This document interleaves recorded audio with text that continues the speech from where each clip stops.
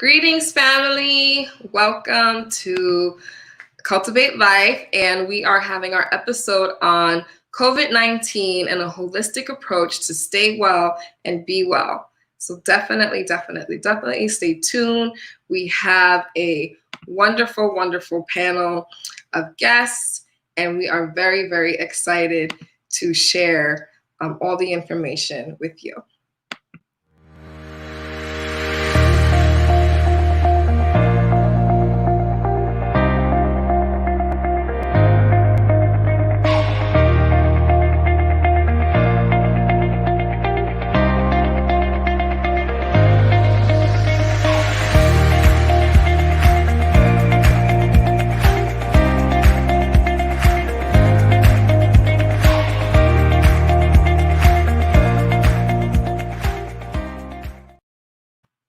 Okay, guys, we are back with our esteemed panel. We have Ethan Lyle Maxey, who is our community priestess for so many years and a Reiki master. She's going to be sharing with us how to stay grounded, spiritually connected and grounded to yourself at this time. We have Dr. George Love, who is our Qigong master, and he has a whole wellness warrior lifestyle that is going to keep you healthy. We have the master herbalist in the house, Baba Pearson. Baba Pearson is going to be showing us what herbs and tonics and foods we're consuming at this time. And we have our own community mental health therapist, Dr. Keisha Bowers, and she is in the house, and she is going to let us know how to be mentally sane at this time. So we're very excited for our panel. Welcome, everybody. How are y'all doing? Great, thank you. Thanks for having us. Thank you. So we know COVID-19 has been, talks and going on in our community since last year, and now we have felt the effects from being quarantined since March. So I'm gonna start with you, Dr. Love. With your practices and everything that you do, how can we use Qigong and different traditional healing systems to really boost our immunity? Well, I absolutely and categorically refuse to answer that question. I had a meditation this morning, and it came to me that they are trying to kill our spirit. And we're not pointing fingers or laying blame. We're just saying they are trying to kill our spirit, and they are trying to kill our immune systems, and they are trying to kill our bodies. So we are at war, and some of us don't realize that we're at war. We think because we didn't try to eat the lion, that the lion's not trying to eat us. So the fact of the matter is, they're trying to kill us. So when you say, how can you use Qigong? From my perspective, Qigong is the only thing that's going to keep you alive. And here's the reason why. After I finished acupuncture school, I had already been a massage therapist. I had already been a fitness trainer. I had already been a yoga teacher. So in my mind, when I went to acupuncture school, I thought that was the be all and end all. And then I read a magazine article about this woman who had a particularly virulent form of uterine cancer, and they sent her home to die. And she found these papers that her grandfather had written. And so she followed these exercises. And then 3 months, she goes back to the hospital and she said, you told me I was going to die. I'm still alive. What's going on? And that created the first first Qigong hospital in China.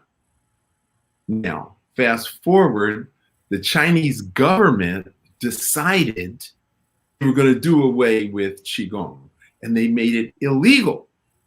And so my teacher continued to teach something that the government was against. So he was jailed for 8 years, and every day they took him out of his cell and beat and tortured him. And he told me the only thing that kept him alive was doing Qigong 8 hours a day, because 90% of the people who went to prison with him died in prison. And that was the selling point for me, because I was interested in Qigong. I was curious about Qigong, but when he said it kept him alive, I'm like, okay, that's me.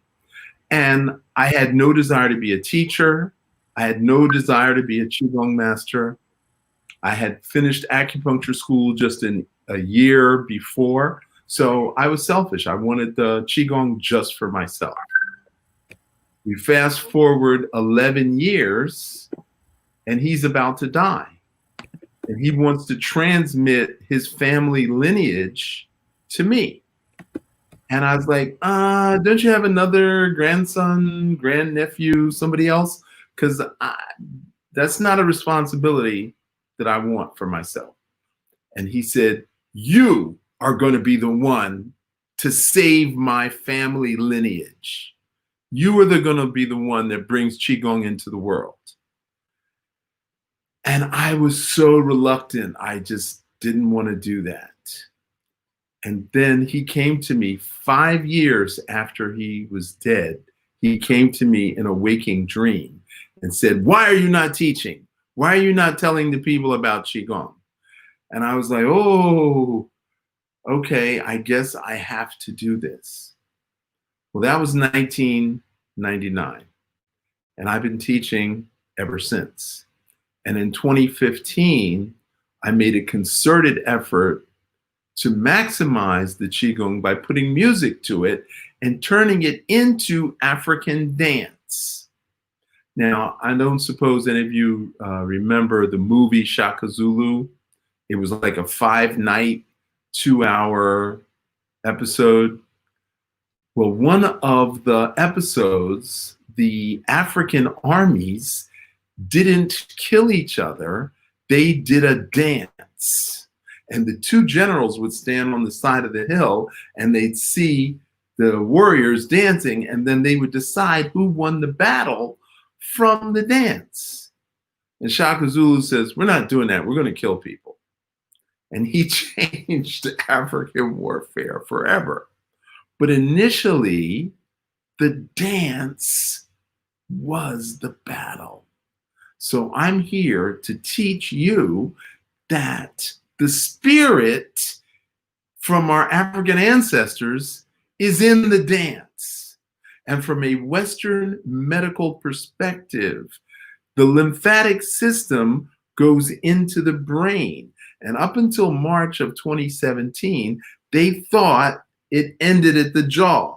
Now they realize it goes all the way up into the brain. And then when we do our African dance movements, we're literally moving lymphatic system into the brain, which turns on your immune system. Secondarily, as we stomp our feet and we do our African dance moves, we are literally making bone marrow. And when we do the body drumming, we're increasing blood flow to the surface of the skin and making stronger bone marrow. And then as we do our back and forth movements in the dance, we're taking cerebrospinal fluid from the sacral pump. The sacral is the triangular shaped bone at the base of the spine, and moving it up into the brain. And then we have a cranial pump that moves that fluid down. So that fluid goes up or down. Now, if you stand for a living, if that's your job, is standing like a security guard, then what happens to that fluid? If you sit for a living, if you work in a call center, or you work at a desk, or you work at a computer terminal, what are you doing to that fluid?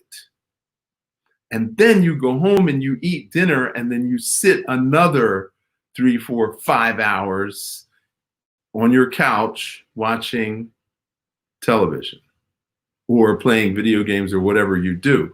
You're sitting. So your brain literally dries out. So they've already said sitting is and that sitting for 5 hours is equivalent to smoking 1 pack of cigarettes. So if you sit 5 hours at work and 5 hours at home, you smoke 2 packs of cigarettes. That damages your lungs, that damages your heart and your blood flow. So the point I'm making is that it is our lack of movement. As in our 20s, when we used to boogie all weekend, and then we get married and have children and have responsibilities, and we move up the corporate ladder, we go to parties and we eat, and then we get a little older, we go to parties and we drink. We stop dancing. Now, I studied Tibetan medicine with a Dr. Yeshi Dandin, who's a Tibetan medical doctor. He was the personal physician to the Dalai Lama. And I studied with him for a year.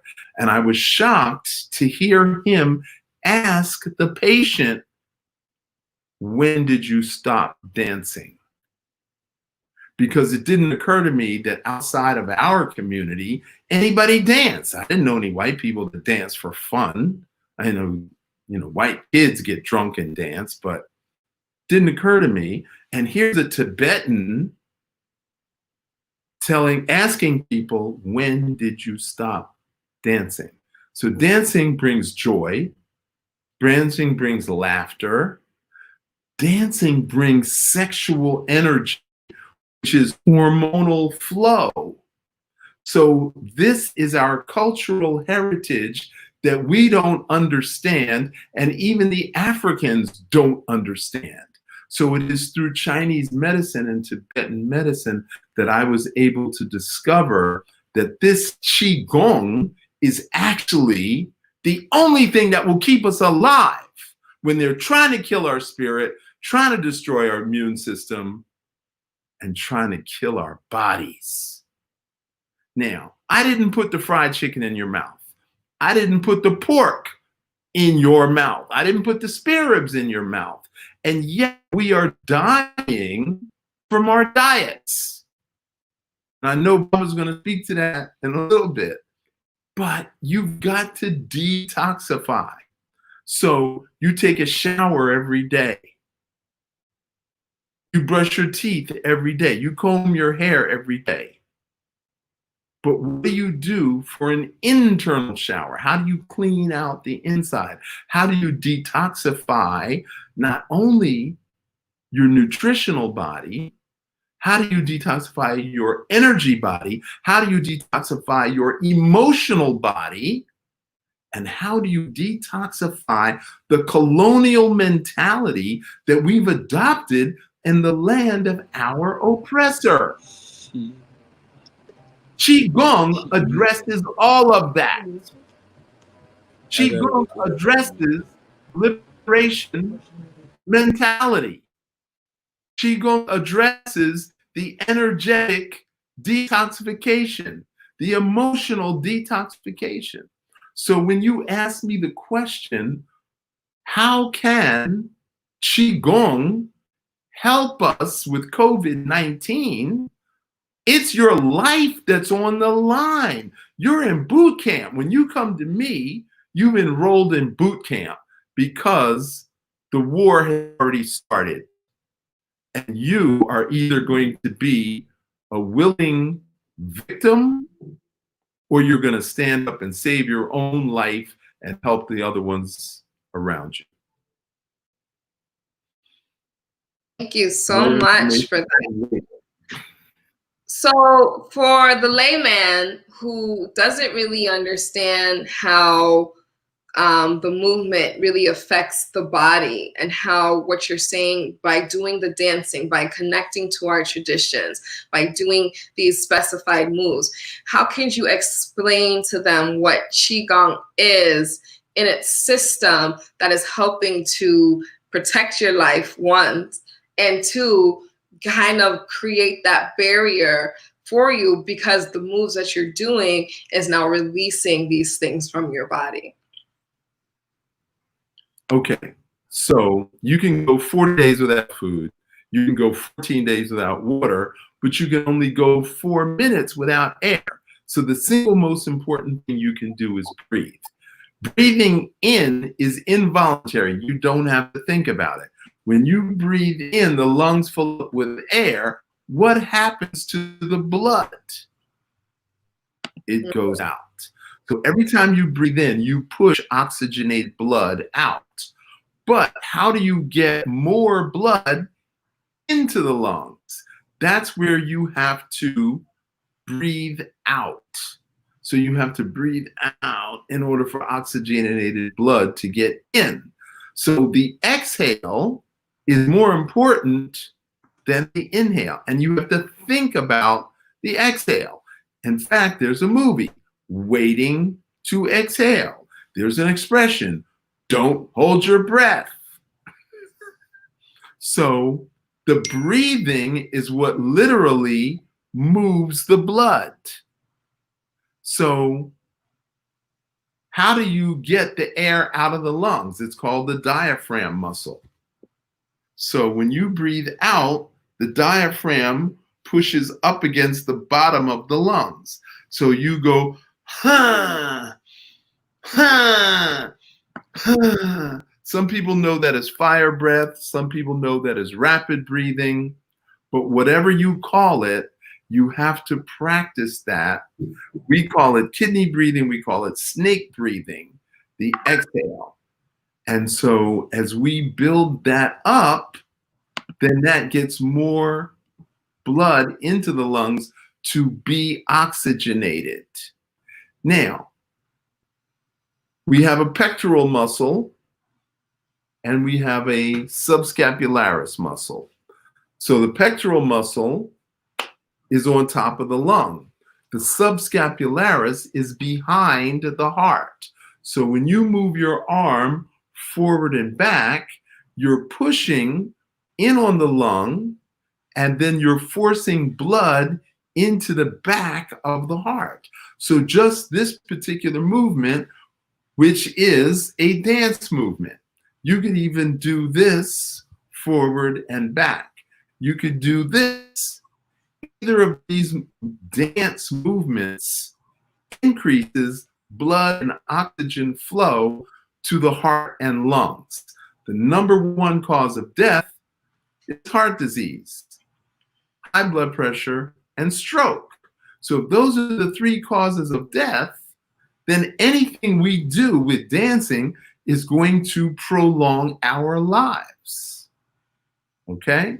Now, we divide the torso above the belly button and below the belly button. So below the belly button, we have the small and large intestine, the bladder, the colon, the uterus, and all the female organs. So as we stomp our feet and then roll the pelvis, we're increasing blood flow through the female organs. That's why in Africa, they don't get fibroid tumors. They don't get uterine cancer. Right. They don't get ovarian cancer. We do because we don't dance. We walk on asphalt and concrete. We wear man-made shoes. We wear rubber. Elevators and high-rise buildings and automobiles. So we literally cut ourselves off from the earth. The word chi is translated as breath, and gung means hard work. So anything that's a skill or an exercise is vitality. So qigong can be translated as vitality exercise, and you have to be barefoot outdoors on the grass, on the sand, on the dirt, and you have to do something that's going to increase the blood flow not only in and out of the heart, but in and out of the brain and the skull. Right. In Now, and out of the pelvis.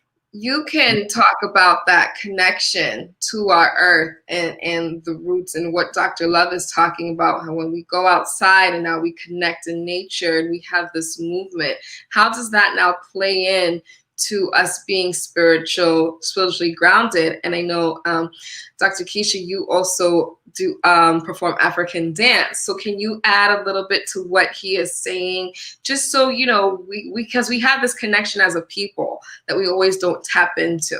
So we want to let people know that we have these modalities such as Dr. Love spoke about, but we have to now utilize them. So how can we draw upon these things to now utilize it and being grounded and connected into nature? And Dr. Keisha, how has your own experience been with just using African dance as that healing modality as well? I love the Dr. Keisha. I'm not there yet, but thank you. You're there in my eyes. Oh, thank you for having me here.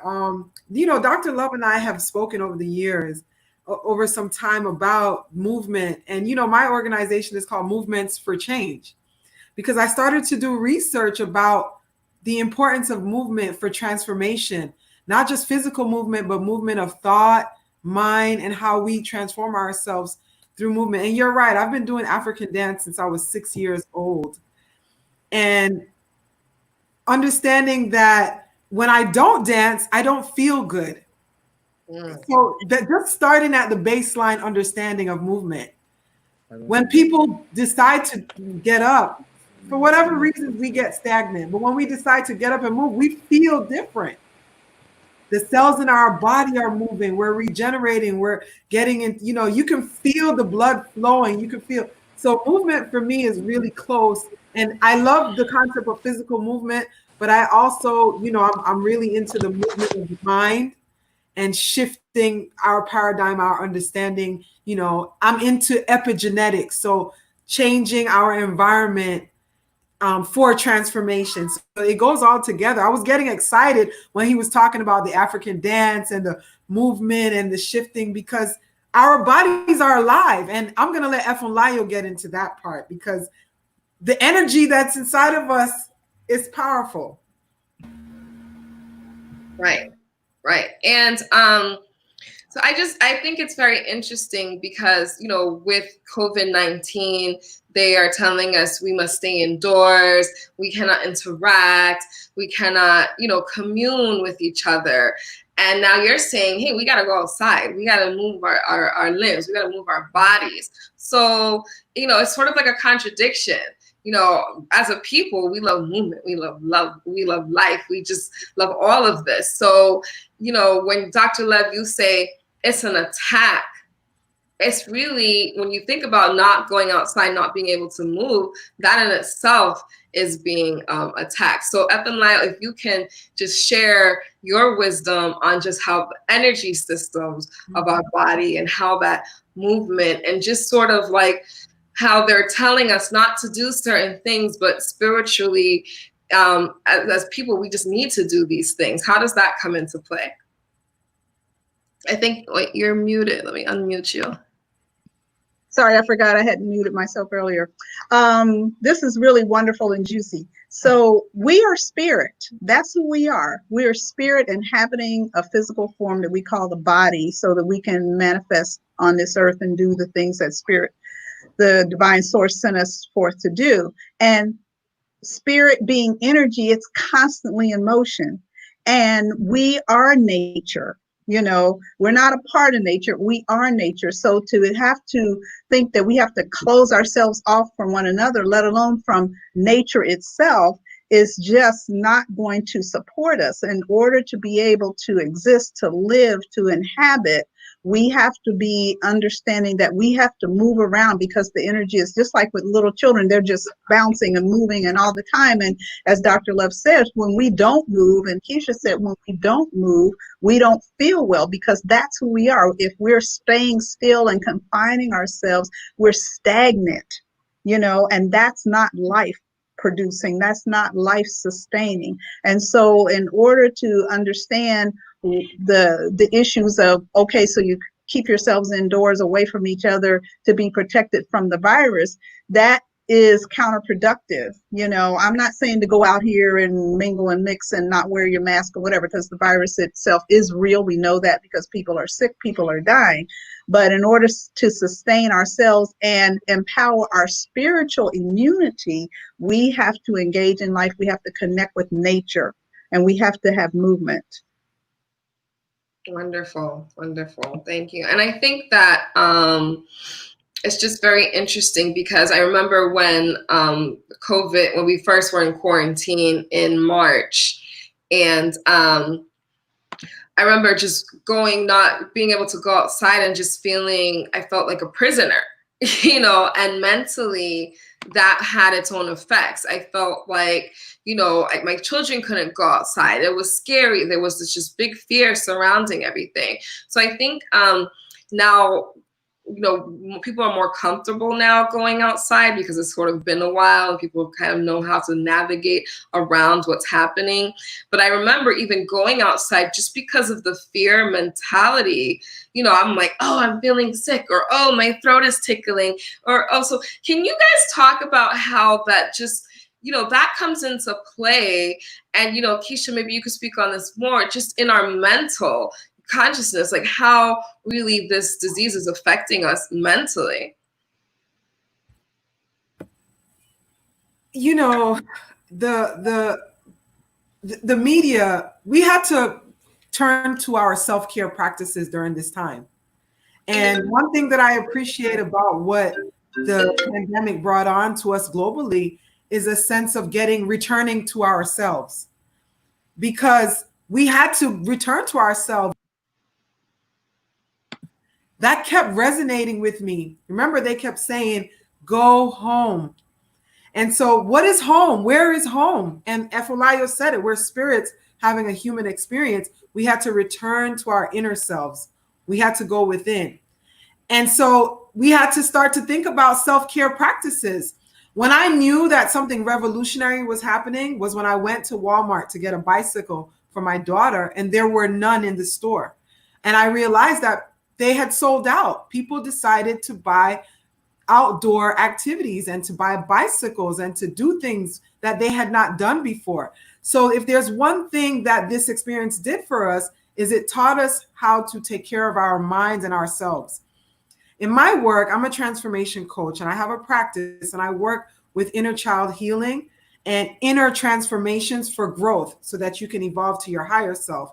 And what had happened during this time with my work was I got a flux of people coming to me because the time being still made them have to deal with things that they had repressed and trauma. So yes, we're dealing with the fear of this virus and what it can do with us, but then we started to deal with the fear of addressing things that we did not want to address because of the busyness of our lives. And it caused us to become at a standstill.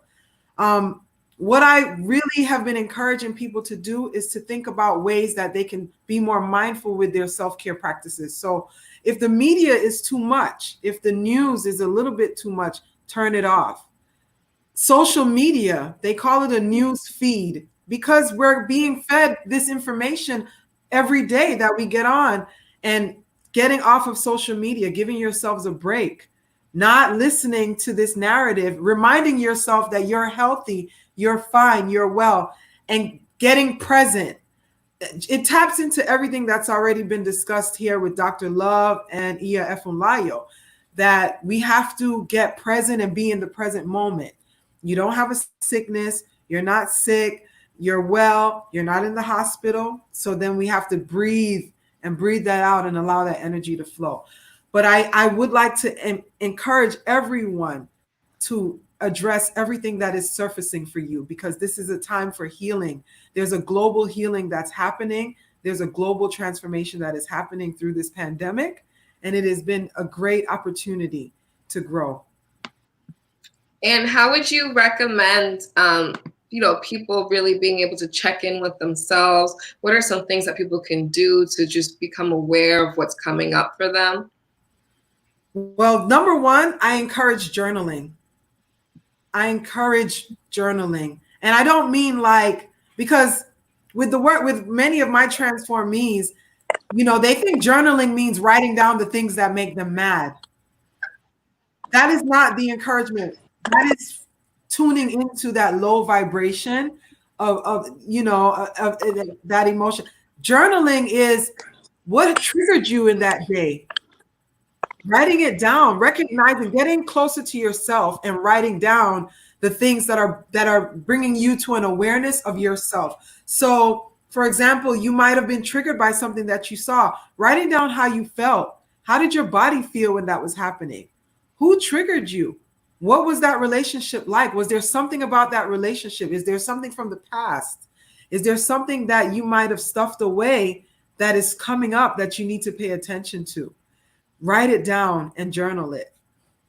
Another thing that I really think is important, because as adults, yeah, we're going through changes and transformation, but for those of us who have children in our lives, it is a time for us to pay attention to how our children are feeling.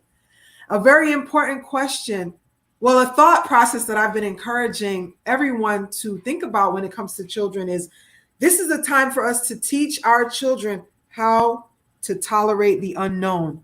And a lot of us struggle with the unknown. We don't know what's going to happen. We don't know when we can travel again. We don't know what's next. We don't know the direction. We don't know if there's a vaccination. How have we learned to tolerate the unknown? Explore that with your children. Give them a space to be okay with their own uneasiness. Ask them questions. What would you like to do when this is over? What do you miss doing? This is an opportunity for us to explore and go deeper and dive deep into our own emotions. I would love to say something with regard to that as well. I think that is so critical, because it's important for children to know that we don't have all the answers as adults, so that they can understand that sometimes we have fears, that we have doubts, we have all those things, and that's a part of being human.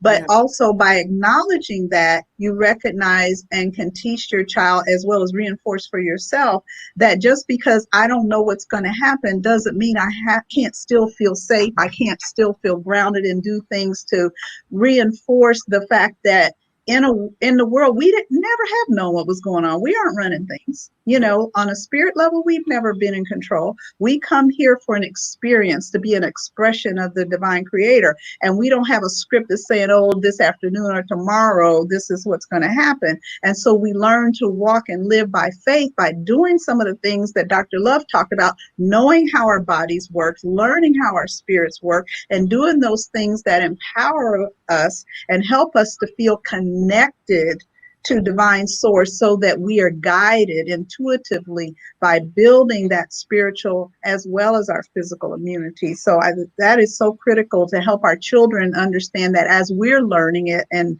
reinforcing that understanding within ourselves. And what are some things that work for you, Lyle, to just kind of deepen that connection with self, so that we are not becoming paranoid or anxious? Like, how do we spiritually ground ourselves? To spiritually ground yourself is first to recognize that we are a part of nature. We're part of everything that exists. And so we have to connect with that however we can. We can go outside. We have to be outside. We can't just stay closed up in the house. We need to go in and we need to breathe deep outdoors. We need to put our bare feet on the earth. We need to lay down on the ground like we did when we were children. We need to help our children know how to do that. We need to pay attention to nature. Observe the birds, observe the trees and the plants, that acknowledge that they are life forms just like we are. So, and meditation is so crucial, because we have so much distraction physically around us, and we're so focused on things, and we're bombarded with commercials and ads and all these things about more stuff, and that is not what will sustain us. And so when we go within to meditate, you know, that helps us to connect to the source of who we really are, to connect with the energy of our life. And so those things really help. And then it's important to have some types of ritual and ceremony that you do in your life. And people talk a lot about, oh, I am spiritual, not religious. And that's true. You are spirit. But at the same time, religion just gives us a way to have systems to work with that support our spiritual life and support our spirit. So, meditation is, and having practices where we do prayers. Prayer is just expressing our inner self. And meditation is when we listen for divine guidance and we connect with nature. Those are just some of the things that we can do to help be connected. And when we feel disconnected, it's because we are so bombarded and we haven't taken that time to sit in silence.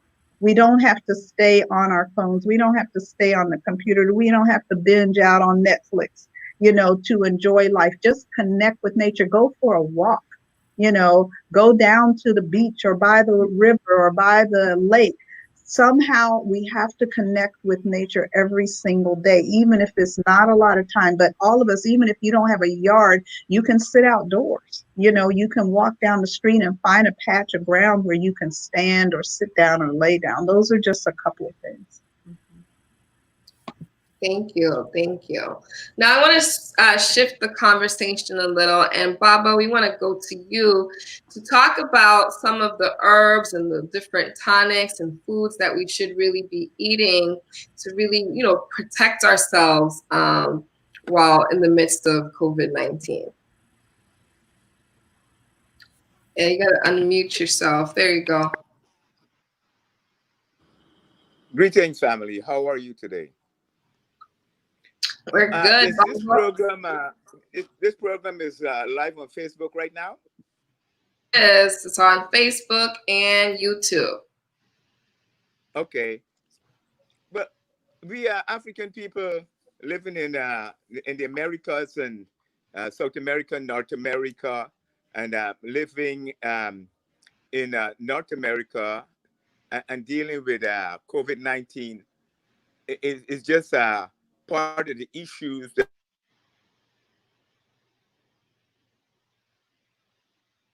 I think we lost Baba. Let's wait for him to come back into the stream. In the meantime,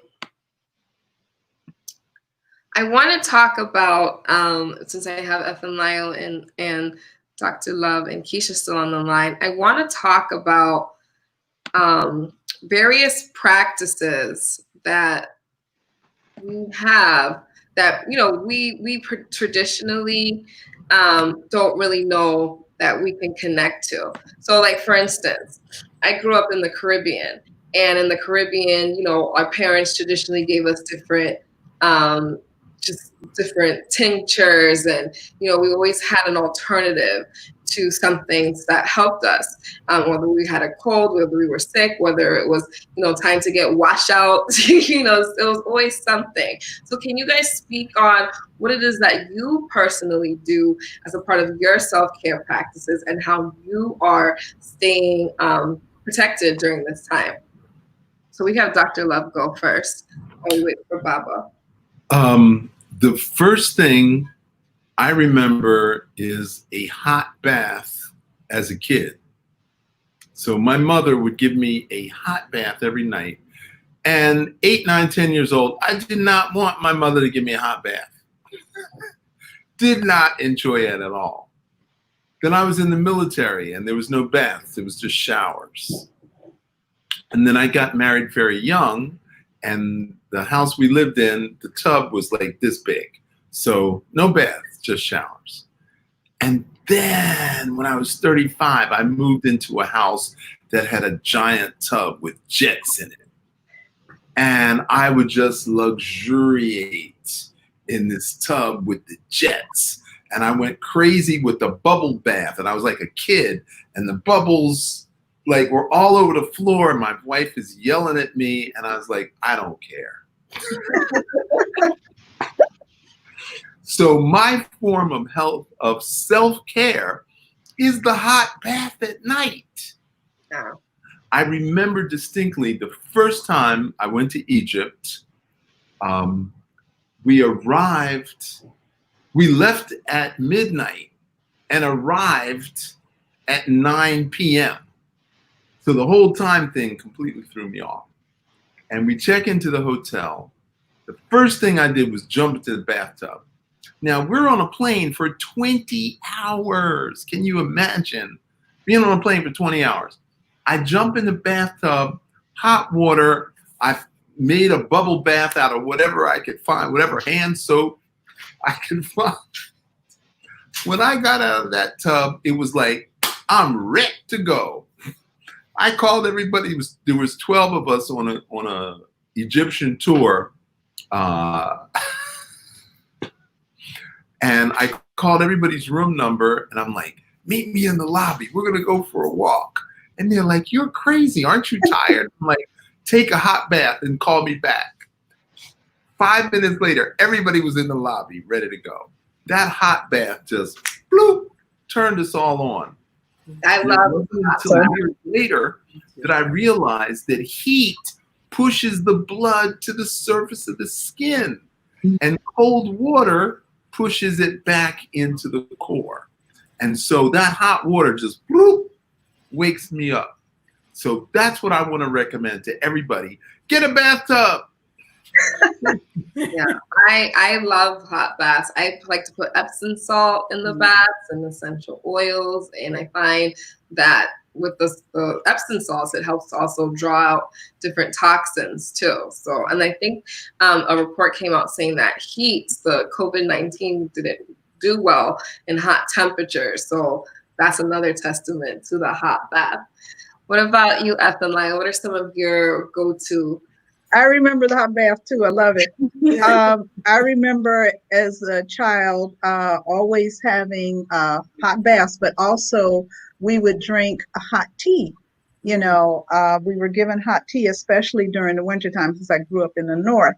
And that's something that is not only just helpful, but it also is very soothing to the spirit is soothing to the mind. It sort of just calms you down and makes you feel peaceful and restful. And I also remember taking tonics at different times of the year with the change of the seasons to clean you out and things of that nature. I remember that very distinctly. Yeah, those are two that immediately came to mind. Awesome. And what about you, Keisha? What are your there's so much that has come up. I'm really excited because during a little before the coronavirus and this pandemic, I started growing food. And it was one of those things that I used to be afraid to try because I thought that I could get it wrong. And I found out so many things through growing food, like you can't get it wrong, just throw the seed in the dirt. And things need darkness to grow, and just all these amazing lessons through growing food. So it's been like a relaxation. It's been a relaxation experience for me. Another thing that I really, really have been enjoying is, although I love hot baths, but this is a little different, but I've been reaching out to family who prior to the coronavirus, because of the busyness and everything, you kind of may have missed doing. And we're naturally social creatures. You know, human beings, we're social creatures and we need to feel connected. And we cannot heal in isolation. So making phone calls to like my uncle in New York and talking to him for an hour, just about whatever, laughing more, that's been healing for me right now. And then lastly, doing Reiki on myself. So I'm honored because I have the gift of Reiki through Efulayo, who's here with us, but to be able to take care of myself with that practice. I remember when we did our class with her and she says, you got to take care of yourself first. And so when I wake up in the morning, I lay my hands on myself and I speak to myself and I tell my transformees, you don't need to be a Reiki healer to do that. You can emit any kind of light and energy into your being and just lay your hands and speak to yourself. And a lot of people have said to me through my practice and my work that they don't have a ritual for themselves, that they just get up and they just go, or they get up and they go online. And I've been encouraging my transformees to spend 60 seconds. It doesn't have to be long, just to spend some time with yourself, speak into yourself, and be present with your body before you do anything else. And it's been helping me a lot. So That's about it for me. Thank you so much. I was trying to help Baba get back on the stream here. So you talked about Reiki, doing Reiki, and we have the Reiki master here on the line, and I'm so grateful to the panel because everybody just kind of feeds off of each other. And Dr. Love was just talking about how to utilize the energy within our body and push it forward through movement. But now Reiki is using that energy to heal. So I'm going to have the Reiki master at the Lyle talk a little bit about how we can utilize that at this time too, while we try to get Baba back on the line. Okay, great. Well, energy is energy. And I learned a lot. I used to take classes from Dr. Love as well as acupuncture treatments from him as well. And so he's a part of my journey of understanding how energy is healing. So us being pure energy that emanates from divine source, that is healing energy. It is the energy that gives us life, or that is life. You know, that animating force that makes us who we are, gives us our personhood. And so what Reiki energy does basically is that Reiki teaches you how to consciously tap into that energy that you already have within you. Everybody has it. It's just some of us are born naturally knowing how to use it, and other people have to be given some nudges and some suggestions to get it started on a more conscious level. And so when you take Reiki training, the first thing that you're taught how to do is to tap into that energy by setting the intention to do so, because the intention to do anything is what must come first for you to make that connection.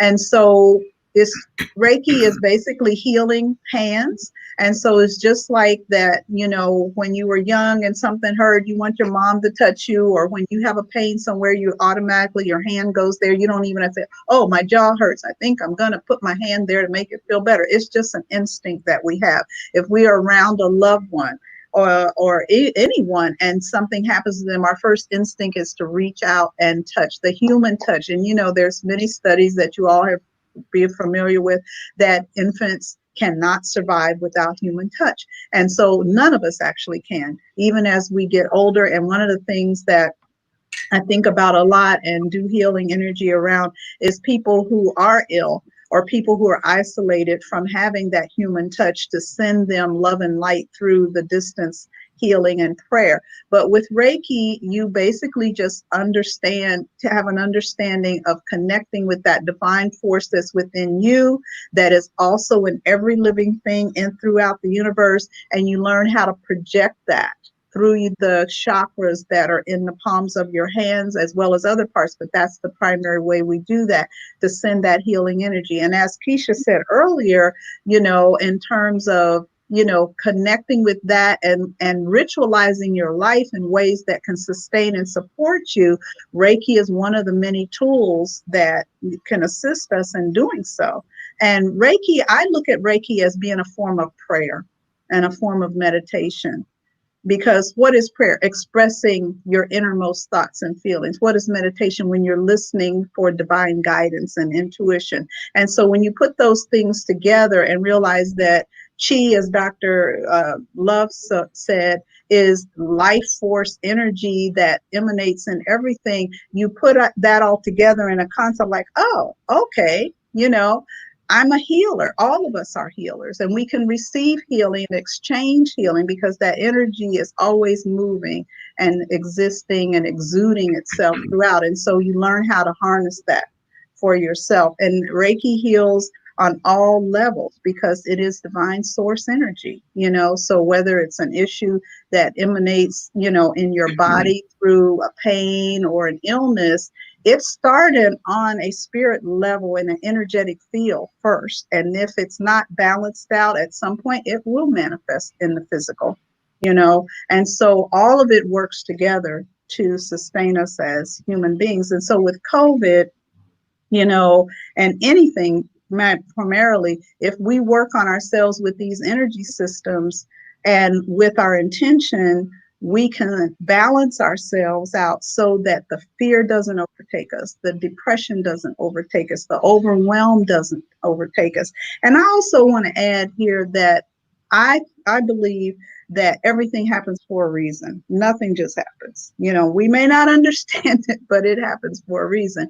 And so, as Keisha said earlier, with the lockdown and us being, you know, under, you know, quarantine or whatever you want to call it, it forces us to go within ourselves to deal with who we are. So I see this as a time where I have the opportunity, and each one of us have the opportunity to re-examine who we are. Why are we here? What is life about? And what do I want my life to be? What is my divine purpose? So you have to take this time that we've been given to re-examine who we are and what role do we play in the bigger scheme of things. And each of us has that opportunity as well as a responsibility to do so. And so when we connect with that aspect of ourselves, as opposed to following some plan that someone else gave us to follow, or what, you know, the government says you ought to be doing or whatever, then you return to a fuller version of yourself. And then based on that, you can intuit what is it that you desire to do one day at a time, to figure out what is your divine purpose. Why was I born? Why am I here? Why am I given breath each day that I'm allowed to wake up? And what is the divine purpose for me being given that breath to inhabit the earth? So with that, Reiki is just one of many, many tools that can assist you in doing that. Ashe, Ashe. I have to say Ashe to that, because I think, you know, when we become deeper connected with ourselves, then it's easier to navigate, you know, things that's happening in the world, because it's not so bombarding, because now we're focused on our purpose and our path and what we're doing. And like Keisha said, she started growing food when this came in. So it was like her purpose was now extended into, okay, this is shut down over here, but now I can manifest and create something over here for my family that's not fear-based. It's actually a solution to what is going on. So I feel like, you know, when you have that connectedness to spirit for yourself, you now are thinking in different ways, and, you know, just using your energy, your life force to really put action to those things. So now we're going to go to Baba. Baba, you ready? You ready for the family, Baba? We can't hear you. Oh boy.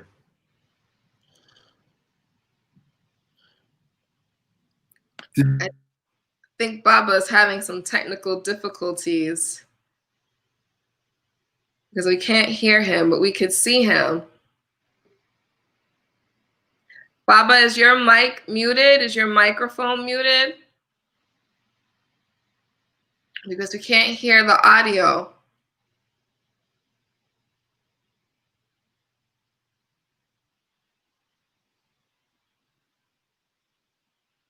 And at this time, if anybody that's viewing has any questions, please feel free to type them in the chat. We have so many wonderful, wonderful people on the panel.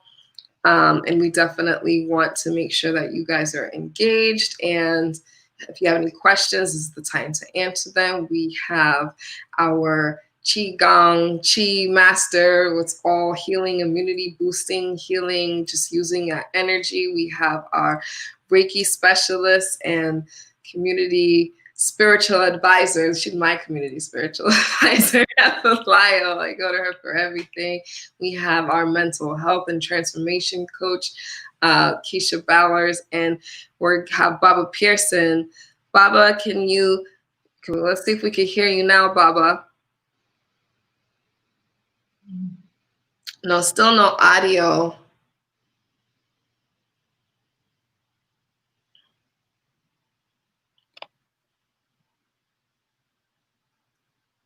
Okay, still no audio from Baba. It's okay, we're gonna figure that out.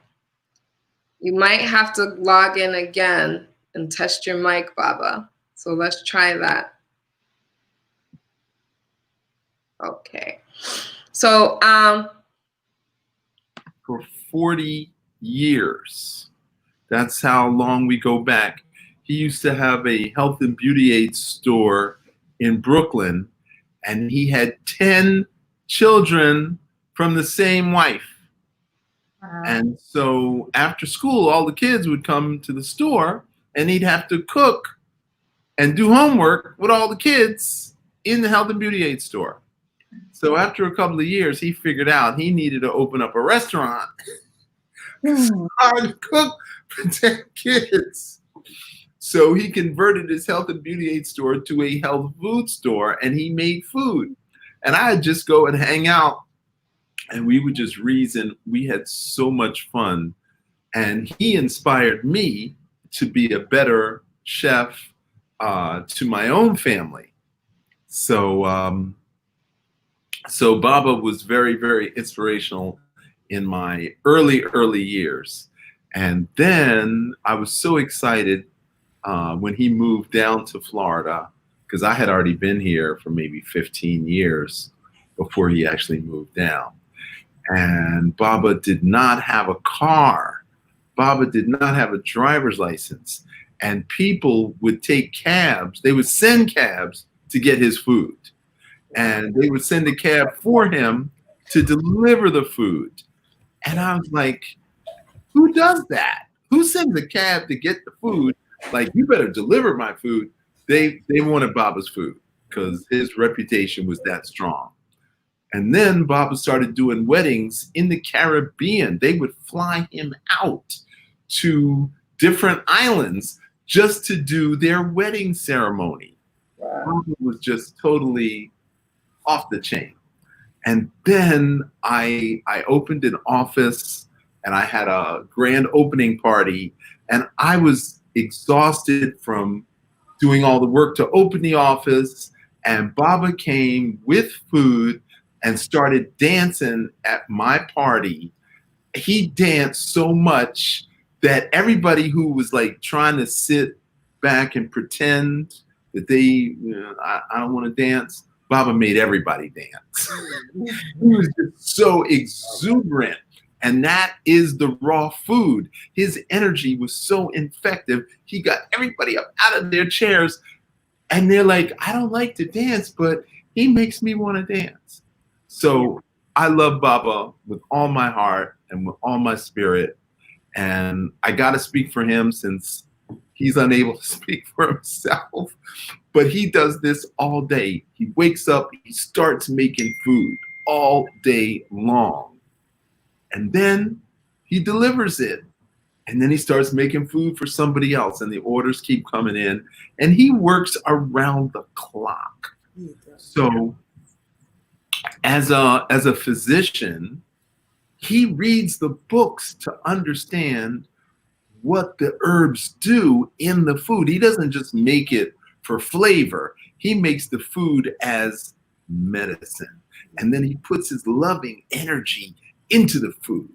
So Baba can't speak for himself. I'm going to tell you, if you want to order food, if you're in recovery from surgery or heart disease or cancer or diabetes, I referred him to hundreds of people over the last 15 years.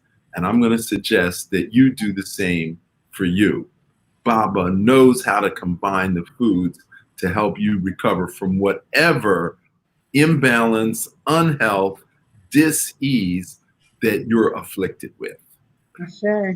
Definitely. All right, let's see. He's on now. Let's see if we can get some sounds. Hey, Baba. All right. All There right. Great. All right. Thank you. Greetings, Baba. I need Dr. Love and Kwaku to do my computer work for me. Give me some massage and some qigong and some acupuncture and stuff like that.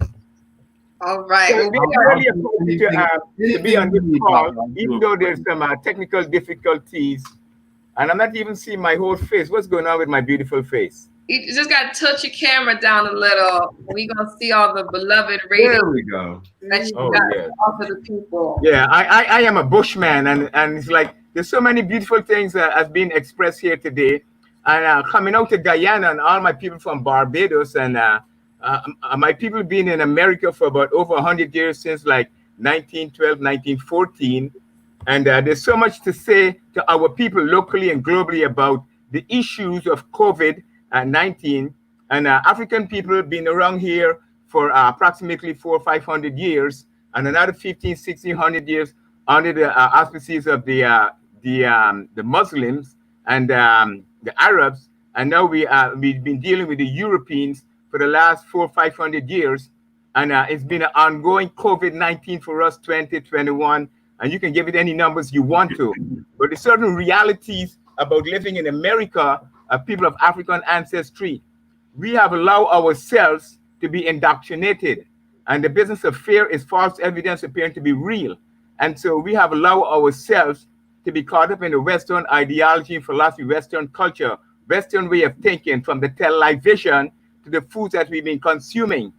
And so this business of being compromised under the Western system, the European system or system, is a reality for us. We have to get back to, like Dr. Love and the sisters have been saying, we got to get back to nature, Mother Nature, the natives, and doing what is right for us, because physiologically, emotionally, mentally, and physically and spiritually, that we are biogenetically linked to Mother Nature and Mother Earth.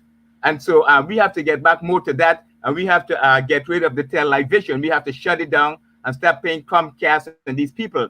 And also, when I was growing up as a young fella in Guyana, and like over in America and other islands and other parts of the world, African people have been growing their own food. We all had kitchen gardens. We all been growing our own food until the crass commercial system, food industrialization system, the Rockefellers, and the pharmaceutical systems and the medical systems, which is a system of just housing people and taking care of people to earn monies. But when we go to the bushman, when we go to Mother Nature, we eat our okras, our yams, our plantains, our edos, when we do the rituals, and we link with each other, and we connect with each other, and we nurture and take care of each other, our immune system will be automatically boosted. When we start truly connecting with each other, nurturing each other, and taking care of each other, instead of going and taking care of the ways of the Europeans.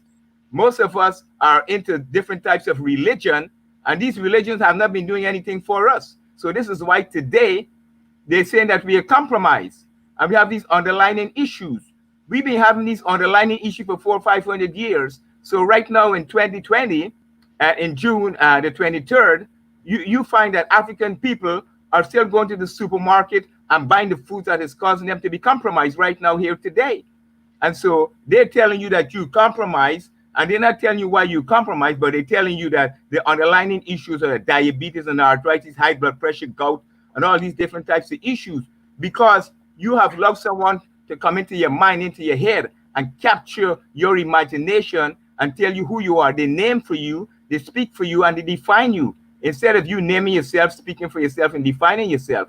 Even some of us today in the so-called cultural community, African American community, Kemetic community, Rastafari community, religious community, we are still allowing ourselves to be indoctrinated and controlled by how the Western people think and do things. So we go to the supermarket, we go to the doctors, we go to the drugstores, we buy all the pharma over-the-counter drugs, and every flu season, they're telling us 40, 50, 60 million thousand people die every year. And so now the COVID-19 is not even killing that much. So you sit down and think about it. We should be thinking about when the flu season comes, and we have to think about the flu season is a hoax, is a joke. There's no such thing as a flu season, because my last 3 children that was brought up and live in this society in Mount Vernon, New York, and in Queens, New York, and in New Rochelle, New York, they never had a cold, a fever, or a flu for 18 years. They never got sick. They never stayed away from school. They have perfect records attending school, and they never had a cold, a fever, or a flu. So I personally feel that if that can be accomplished by one person, that can be accomplished by many, many more families. So it's a mindset. We have to change our minds and change the way we think and how we see ourselves in the scheme of things. And we got to start believing our intuition in our spirit, our creator, Mother God, Father God. And we have to start eating more from Mother Nature and Mother Earth. So this is my purpose here, is to suggest to our people that we should fast at least 2 or 3 times a week. And we should stop eating cooked foods. We should stop eating cross-commercial, synthetic versions of the real foods and start eating more live, more living, more fresh food. there's quite a lot of African American brothers and sisters from the islands that are going vegan, doing raw foods, vegetarian foods. Also in the Rastafari community, they have been doing things that is more synergistically and holistically to deal with our biological makeup and functioning.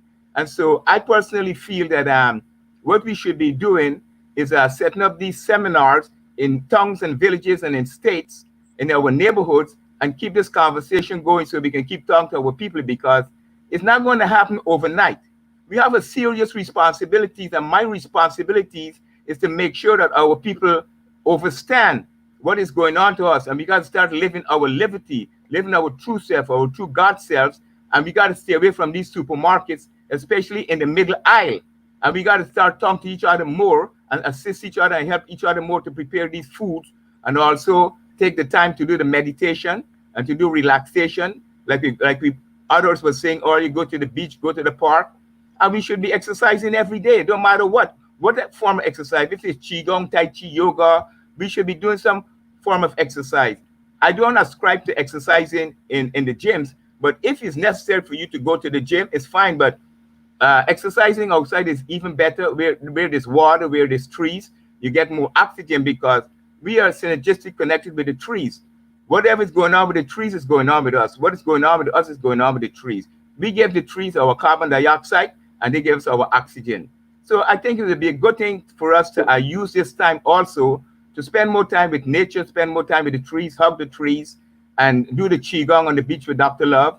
Go with Sister Keisha and my other Iflayo, and do the works, do the rituals, and sit down and talk about our mental issues and our personal issues, because as far as I can tell from being here for 75 years, coming July the 2nd, is that we got to get seriously on a mental diet. Our people are not on a mental diet, they're on a physical diet, which means Burger King, McDonald's, Kentucky Fried, the Jamaican restaurants, the Trinidadian restaurants, the Indian restaurants, eating all these foods that are already compromised. So when you do this for 30, 40, 50, or 60 years, what's going to happen is that when the next COVID come around or the next flu season come around, you'll be already compromised. So you don't have to wait for the people to tell you that you compromise. You've been compromised if you've been eating the Western dead culture foods and you have not been doing the necessary things to detox your liver, your kidneys, your digestive system, your lymphatic system, and doing the right thing to nurture and take care of yourself. So most important is that we should not be angry. We should not be angry with ourselves, thinking we're angry with others, our wives, our girlfriends, our ex-wives, our ex-boyfriends, our ex-husbands, so-called, our community friends that we have issues with. We should learn to forgive and not to love ourselves, to nurture ourselves and take care of ourselves so we can use that energy to take care of each other. And I'm here to assist our people. I usually use the term locally and globally to do what is necessary to take care of ourselves. So we make all the bush teas for your respiratory system, for your lymphatic system, for your immune system, and do what is necessary to take care of each other. Y'all can call me at 954-235-2601 and spread the word, 954-235-2601. And you can call me and talk to me. I'll give you 15 minutes of my beautiful time so we can continue this dialogue, because this dialogue is only going to be for 2 hours. And we have millions of brothers and sisters throughout the Americas and throughout the northern and southern hemisphere to do the works. So at some point in time, I'd like to speak also on the northern hemisphere and the southern hemisphere and the foods that are provided by the nature for us to consume on a daily basis. So right now, we are leaving the spring and going into the summer. We should not be eating foods that is provided by nature in the wintertime. In the summertime, we should not be eating apples and grapes. In the summertime, we should be eating oranges and peaches and plums and nectarines and mangoes. So that's what we do. And also, it's a very important thing now I'd like to share with our people locally and globally. It's very important that we buy the sea moss only from us. Do not buy the sea moss from the Chinese or whoever else, because we are the ones that have been doing the sea moss. My great-great-grandmother from Barbados, we've been doing the sea moss and the gum arabic. They call it acacia. We do not use the isinglass anymore. So we do the sea moss and the gum arabic. We even do the sea moss with okras. That's good for your reproductive system, family. And that's the only system that deals with ideas and creating wealth and health and well-being, sexuality, dealing with children, dealing with male and female relationships. That's your second chakra. So the okras are very good for that. Also diabetes and also high blood pressure, good for your digestive system, very good for your skin. So I want my family to seriously take this information, look at this video many times and many times over again, and continue to share the video and call the people that's on this panel.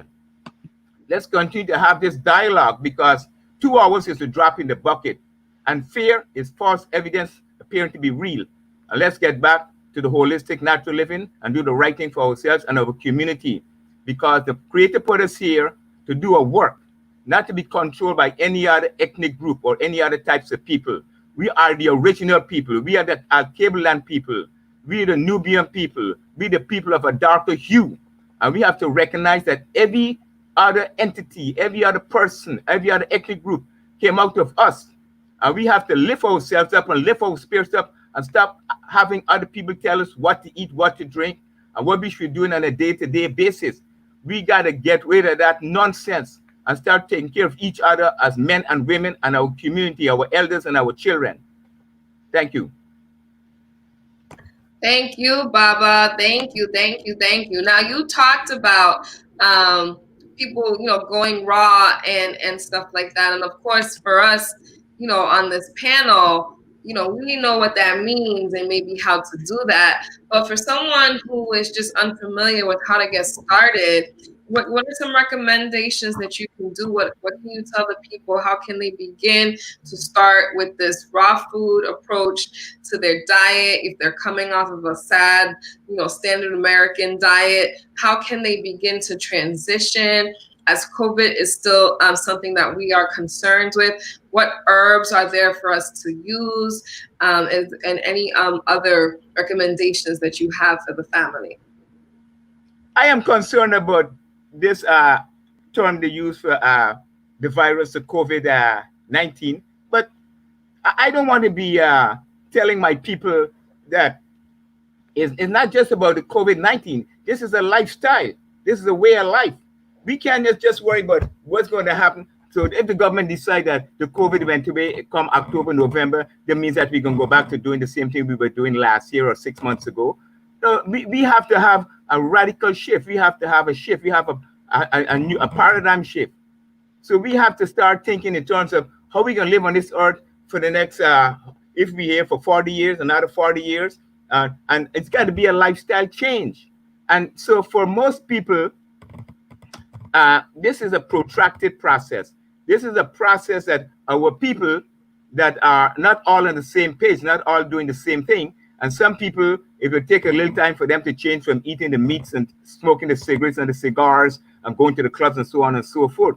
So we have to have some patience with the different types of personalities and characters that we have to deal with the different personal issues. But most important is that we have to release ourselves of these emotions of anger and frustration and anxiety and stressing ourselves out. Because if you don't have if you don't have the knowledge, you will also have to suffer the consequences. So I would suggest that our people just be protracted.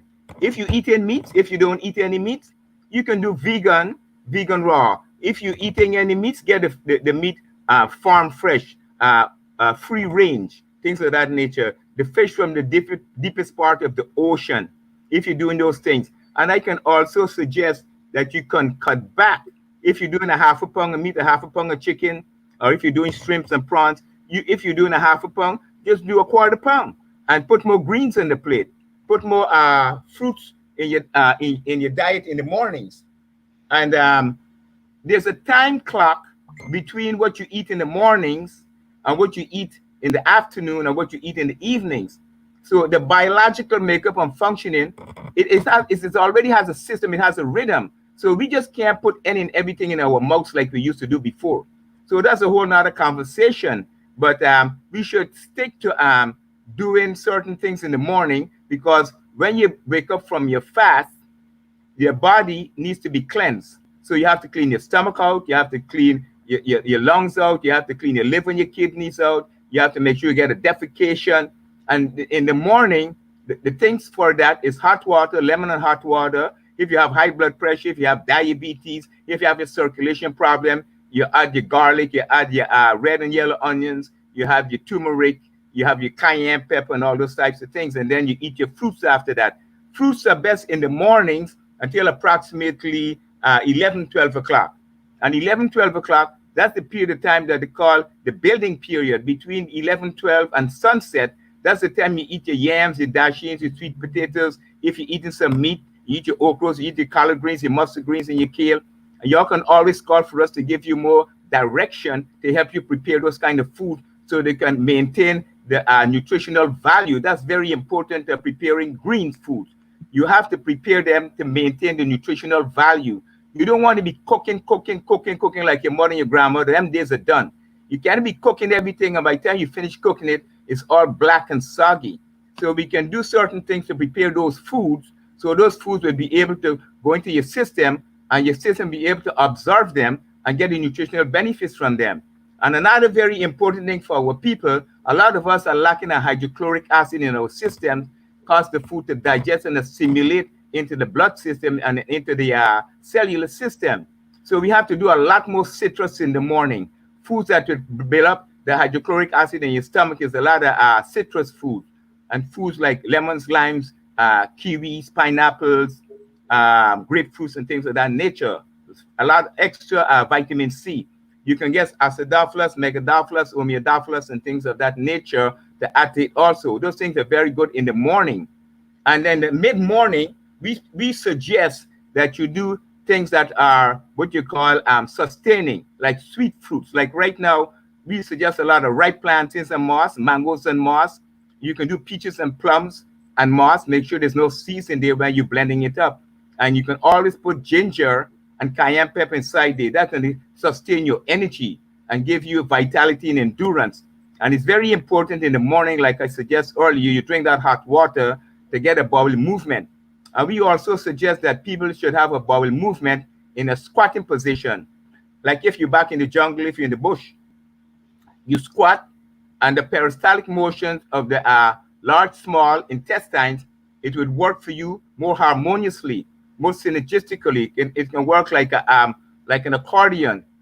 So the peristaltic motion, which if it come together, like you're doing like what they call like a bellows, and those things would come together, and the fecal matter will ascend, transverse, and descend out into the pit.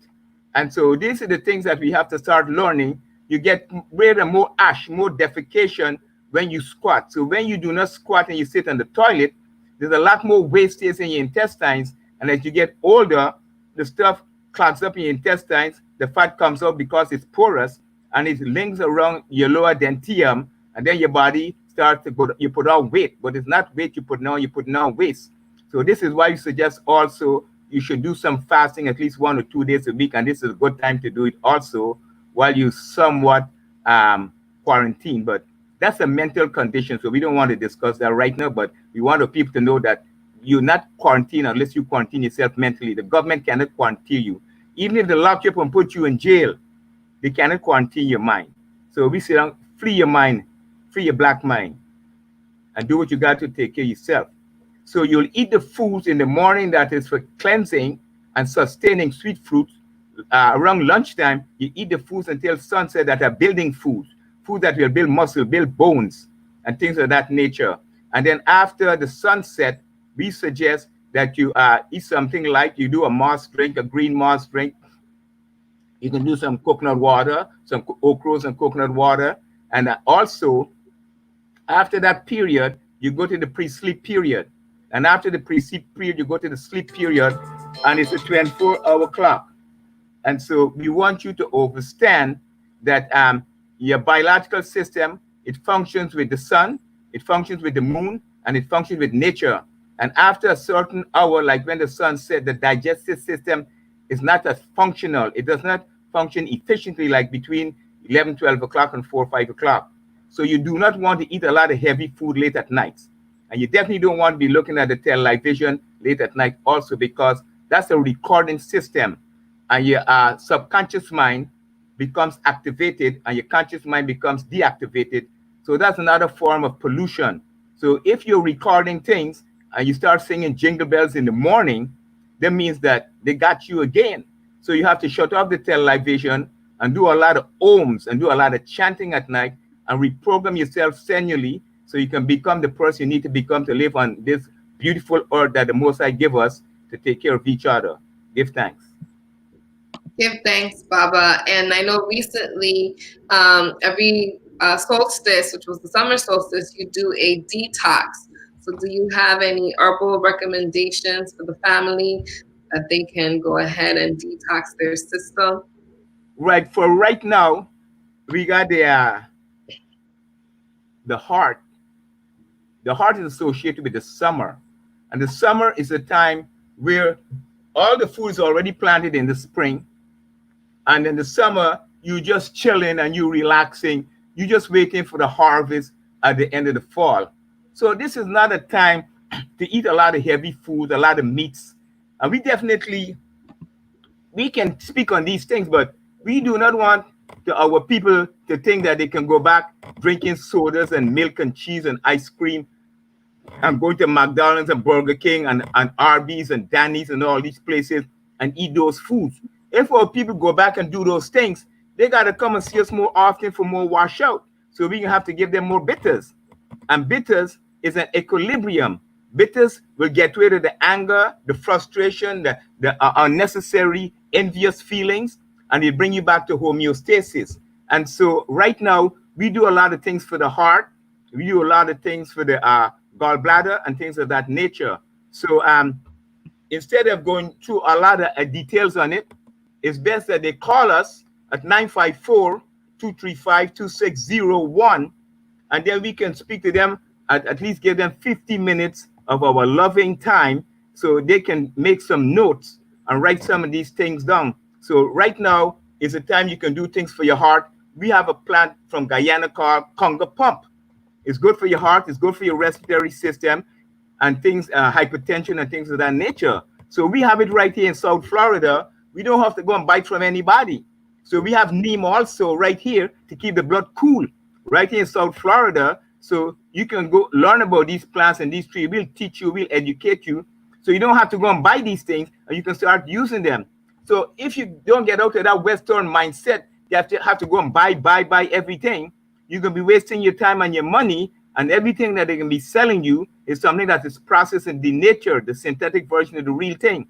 So Mother Nature is providing us in South Florida. It's truly a blessing to be in South Florida. Oh man, talking about the mangoes, I'll tell you about that later. So now we have these opportunities. We have the neem tree, we have the Conga Pump tree, we have the mango trees, which is good for the diabetes.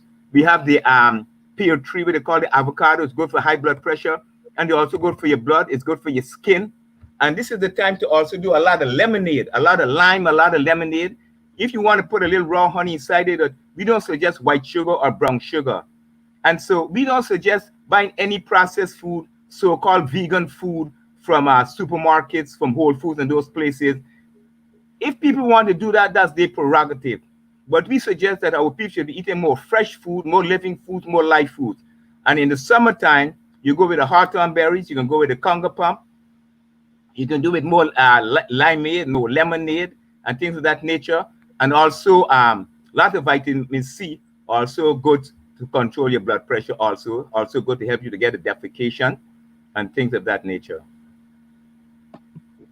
All right, give thanks for sharing that. So at this time, we're going to take some questions from the audience. I have a question here, and anybody can answer this question. It says, I do my best to practice a healthy vegan lifestyle. However, the rest of my family is not vegan, and sometimes it's hard for me. How do I transition them and keep my family healthy during COVID? Well, basically, if you decide to have a relationship with a man or a woman, and you got married to this person, and them are living the same way, eating the same kind of food, and during the process of 5 and 10 years, you start to evolve in another direction, and they still doing the things that you was doing with them 5, 10 years ago, you have to sit down and have a conversation with them, because that's the way you all started together. Because I had this experience also with my family. We all started in one way, and then we moved to another direction. So I was truly blessed, and I give thanks that I was not one of those that backslide, and I know I cannot backslide. So I would suggest that that person should continue to have a continuous dialogue with that person that they are associated with, wife or girlfriend, and children also, and explain to them. They can also contact me or anyone else on the panel, so we can have this ongoing dialogue. Because right now, I'm dealing with those types of situations right now, where people are coming to me and asking for information, food preparation.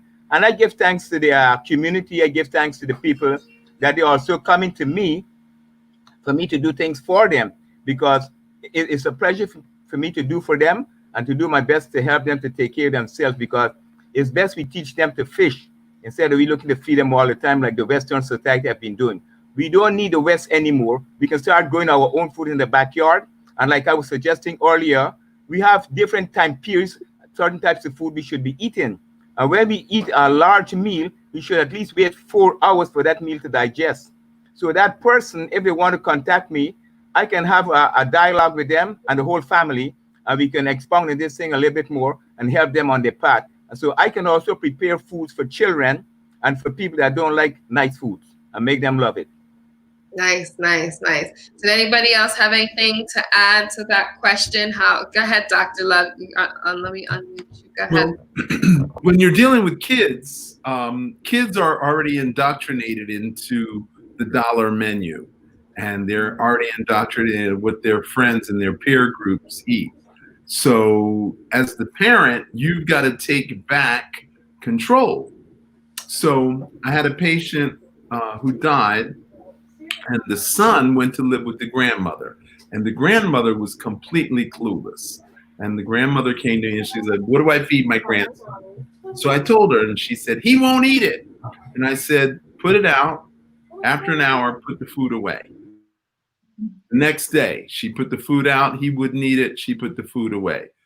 Next meal, she put it out. She put it away. The second day, guess what? He ate the food. Yeah. Yep. So you have to indoctrinate your children into the proper way of eating. And you have to explain to them, I'm doing this so that when you grow up, you will be strong and healthy. If I let you eat what you want, you're going to be running to the doctor every other month. And I'm not paying the doctor bill for all of that. So you have to take control. And if you don't, then that means your kids are going to be telling you what to do in every aspect of your life. Now, how do you get started? You get started by juicing for dinner. Now, we all juice for breakfast because we want to start our day with the right juice with the carrot, celery, beet, ginger, turmeric. But what I'm suggesting is that you start your juice at night, because we're all together at night, and your stomach is going to shrink little by little at night, and you're going to wake up hungry for the good food, which is the fruit, the mangoes and the papayas and the nectarines and the peaches and the cherries and the watermelon and the blueberries. So if you drink the veggie juice at night, then you're going to want the fruit in the morning for breakfast. And then you can sneak a salad into them at lunch. So over the course of 7 days, you can literally change their diets by making them drink the juice at night and the fruits for breakfast. And that's how you get started. Awesome. Thank you. I would like to add one thing, that if you are in a situation where you live with someone and you would like them to consider changing their diet and they're opposed to that, then you have to stay the course. Like Baba said, he did not backslide. You continue to be committed to your health and to your vitality, and you set the example by just doing it. To keep yapping at somebody that isn't convinced that this is what they need to do, have conversations. You can invite them to share some of what you have. that kind of thing. But the most important thing is for you to stay the course and set the example. And as time goes on, they will recognize the changes in you, and maybe then they will consider some things. So I just wanted to add that in there. I have something to add for the children, though. I've had thoughts because I have children, and I'm ITIL vegan. My children are not, but they've slowly come around because I have gotten them involved in the process. So like when I discovered how to take the celery and put the raisins, make it look like bugs, and use the carrots to put the legs. I mean, I'm online. We have to get creative. Yeah. We have to get creative. You know, my beloved sister Alana, she taught me how to take when I juice the carrot, how to use the trash and make carrot tuna. And my children used to love tuna fish. I was done buying them canned tunas. I was like, no more. And now they love it. They look for, when they see me juicing carrots, they know we're making tuna fish, our version. Yeah. So getting them involved in the process, we have to get creative with children. Juicing, my children like lemonade. I want to cut back on the sugar. So what did I do? I started to blend key lime with strawberry and mango. And then I add the Irish moss. You know, and then I blend it. They drink it. They're like, what's this? We make popsicles. IKEA sells online the popsicle stand. So what do? We juice the fruits, and then we take the juice and we put it and make the popsicles. Listen, I never dreamed. And then I sneak spinach when I can in things because they don't want greens. And they're drinking things with spinach in it and they don't know. So we got to get the children involved and have fun. Yeah. Definitely. I do the same at home. They're involved with the juicing process. You know, we go on Instagram and we go on Pinterest and we look at different snacks to make. So definitely, you know, adding to what you said with getting the children involved, that really, really does help. All right, we have a question from one of our Facebook viewers. Eddie Bowers wants to know, what is best for nerve damage? What is best for nerve damage? That's not enough information. And where's the damage? What does it show up as? I need more information to answer that question. Eddie, if you can clarify your question, we can get that answered for you. And hopefully we get that resolved for you on this session. All right, so I have another question. I have a parent from New York who is concerned about having to vaccinate their children to go back to school. And I know vaccines is really a personal choice for you know, the parent and, you know, their lifestyle and their choice and what they think about it. But do you guys have anything that you want to, your thoughts, your insights? I mean, you're going to go, Dr. Love, go ahead. Obviously, nobody wants to vaccinate their kids, but then nobody wants to get kicked out of school. So you have to claim a religious exemption in order to do that. And then you need somebody to sign off on the religious exemption. Florida is actually the best state to claim exemptions for vaccinations and all kinds of medical procedures. New York is kind of strict because you have so many people from all over the world. And I used to live in New York. Baba's got a bunch of kids in New York. I'm sure he can give you some more insight on that.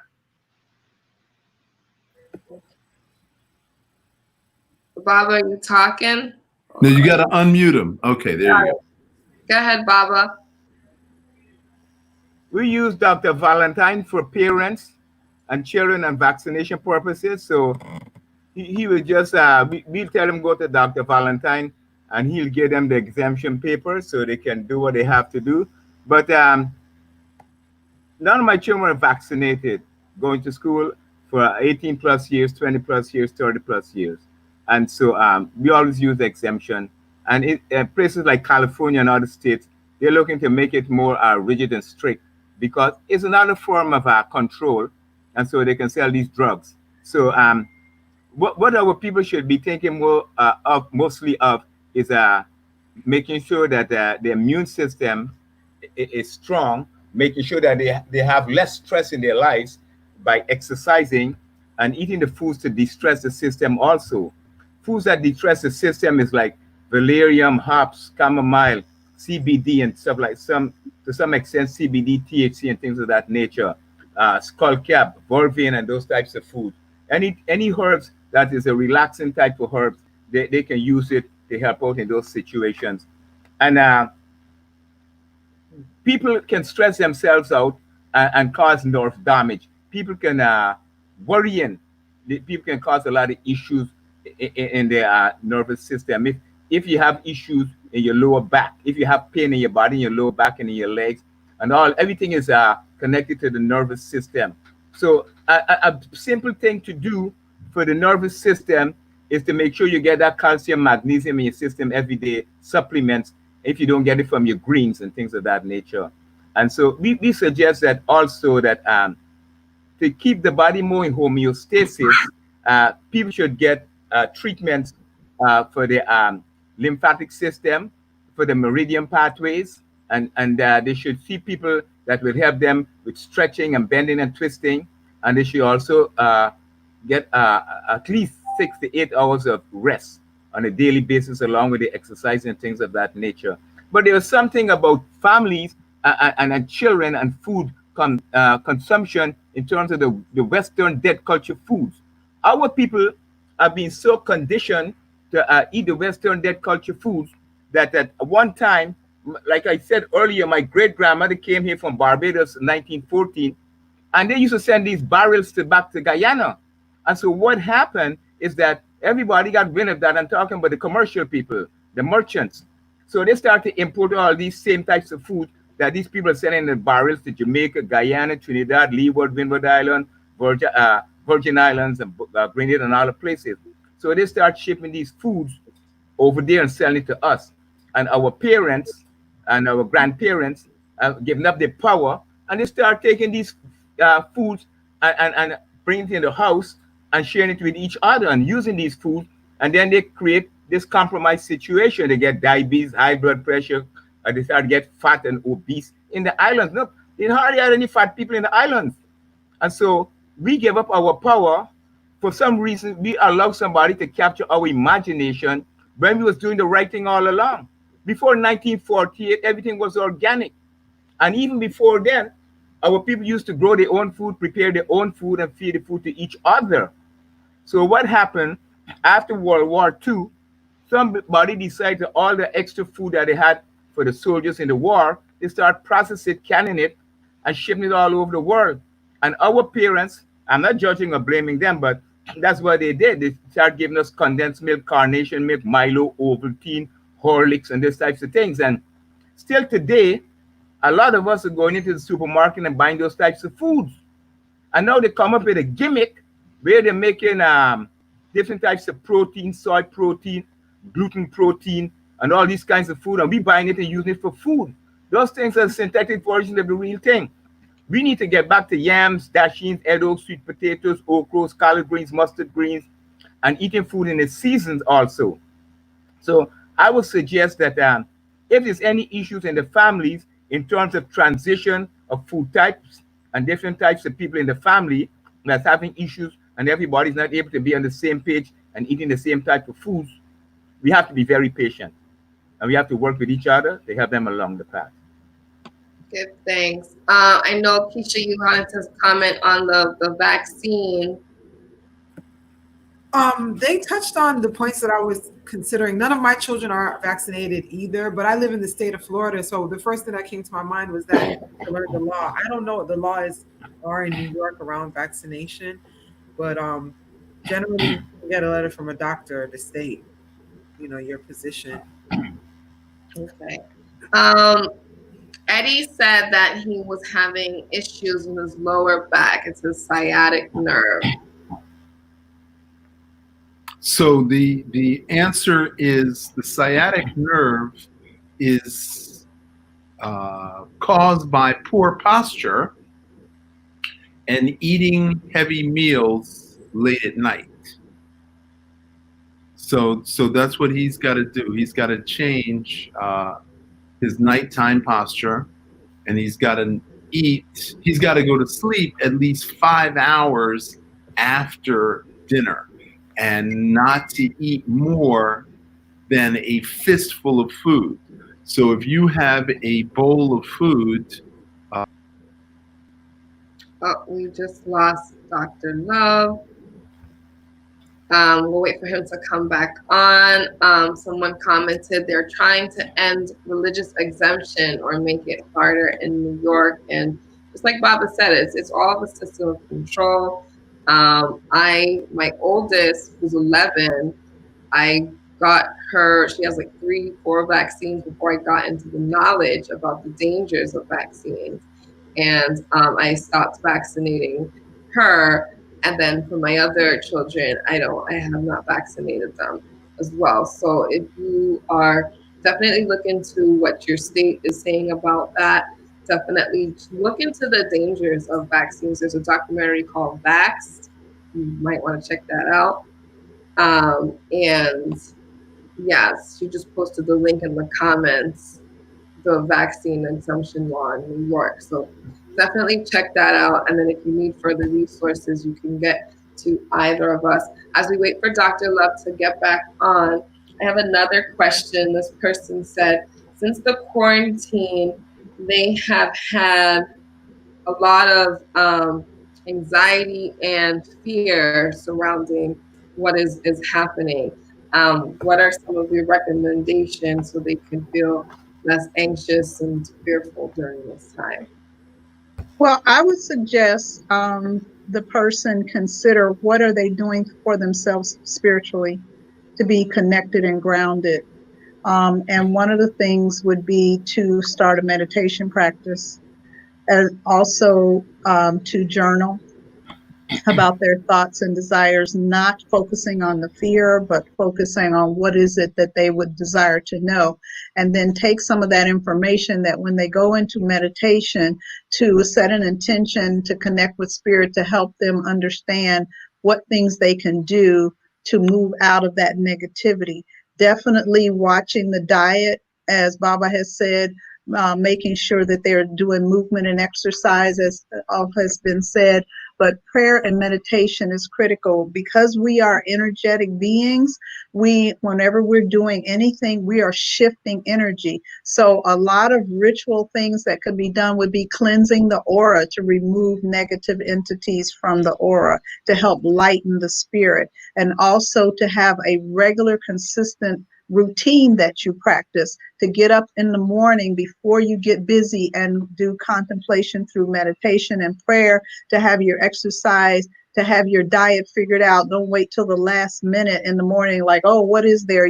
Plan your meals out so that you can avoid falling into the trap of not having what is healthful and then just eating any old thing that is there. And then to make sure that you're having exercise and fresh air on a consistent basis, even if it's just for a few minutes. Watch what you're consuming, as has also been mentioned, what you're listening to, what you're reading. Turn the phone off. Put it down. Take a fast from social media and just be with yourself. Be with your loved ones.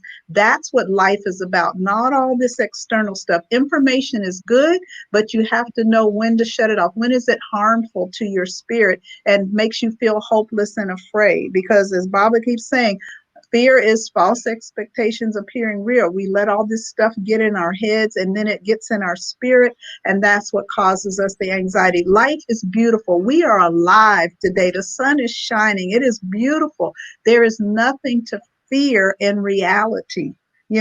So if we focus on one day at a time that I have life, we don't even know if we're going to draw the next breath in a few minutes. And so to worry about things that we have no control over, when you can have things that you can control, is what you're consuming mentally and spiritually, what you're consuming physically, what things that you can do. Smudge out your house, clean out your house, get rid of the clutter, get rid of the stuff that you don't even use. Stop spending money on stuff and start making sure that you have the things that are really going to sustain and support your life. Invest in yourself. that way, as opposed to acquiring things and worrying about what's happening. I know that a lot of people are out of work now, and that is horrific and that is scary and fearful, but focus that energy on what can I do? There are so many things that you can do to create an income, and don't believe that, oh, well, nobody's hiring. Somebody is hiring somebody. Create your own business, create your own ideas. There are many ways, but when your mind is full of fear and doubt and anxiety, you're not going to intuit those things. So you must have a spiritual practice. We are spirit beings, and that's what's going to sustain our lives. Drink plenty of water to flush out your system, get rid of toxins, and do the things that you need to do dietarily, because all of that, we're spirit and we're body, and together you have to have the balance of both of those things to sustain your life.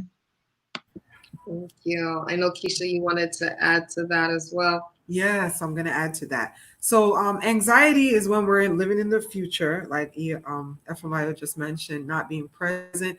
And depression is when we're in the past, right? So we have to assess and ask ourselves, what is it that we're really afraid of? What are we worried about?